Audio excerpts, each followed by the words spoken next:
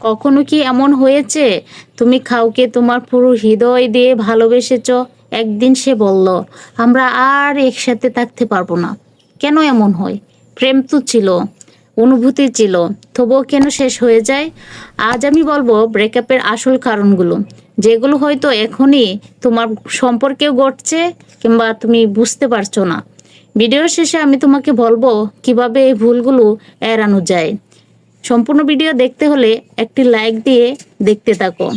প্রথম কথা, যোগাযোগ ভেঙে যাওয়া, কমিউনিকেশন ব্রেকডাউন। গবেষণায় দেখা গেছে 65% সম্পর্ক শেষ হয় কথোপকথনের অভাবে।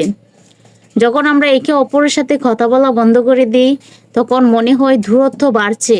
উদাহরণস্বরূপ, তোমার সঙ্গী যদি তোমার ছোটোখাটো দুঃখ, রাগ, খুশি সম্পর্কে না জানে, তাহলে এক সময় তোমরা দুজন আলাদা জগতে চলে যাবে।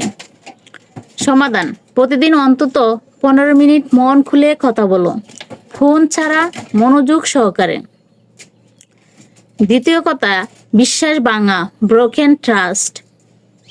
বিশ্বাস ভাঙা মানে একবার ফাটা কাজ জোড়া লাগানোর চেষ্টা করা। বিশ্বাস মানে নিরাপত্তা, আর যখন সেই নিরাপত্তা হারিয়ে যায় তখন সম্পর্ক ভেঙে পড়তে বেশি সময় লাগে না। এটা হতে পারে মিথ্যা বলা, প্রতিশ্রুতি না রাখা, অন্য কারোর প্রতি আকর্ষণ। সমাধান: ভুল হলে স্বীকার করো, আর একে অপরের সাথে স্বচ্ছ থাকো। তৃতীয় কথা, জীবনযাপনে অমিল, ডিফারেন্ট লাইফ গোলস।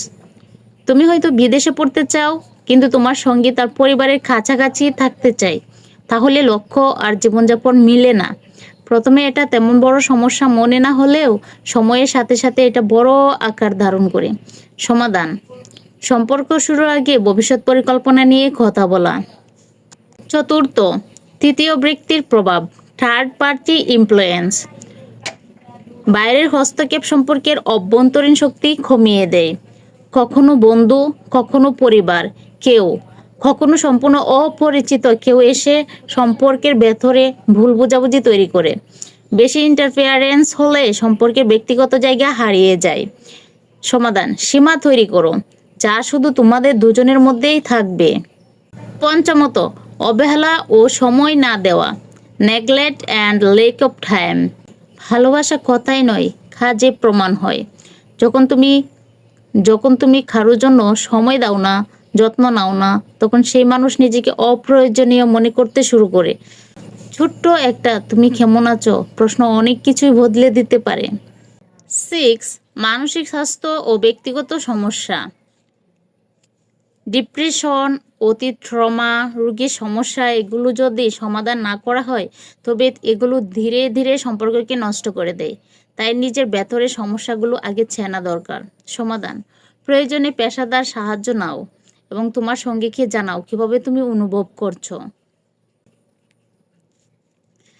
সো বন্ধুরা, ব্রেকআপের কারণ অনেক রকম হতে পারে, কিন্তু সবচেয়ে গুরুত্বপূর্ণ হলো এগুলো আগে থেকে বুঝে ফেলা। কারণ সম্পর্ক ভাঙার আগে সবসময় কিছু সংকেত পাওয়া যায়। যদি এই ভিডিও থেকে কিছু শিখে থাকো, কমেন্টে লিখো তোমার মতে ব্রেকআপের সবচেয়ে বড় কারণ কী। আর যদি তুমি মনে করো ভিডিওটা কারো কাজে লাগবে, শেয়ার করো। ভালোবাসা রক্ষা করার জন্য সবার আগে দরকার সম্মান, বোঝাপড়া এবং বিশ্বাস।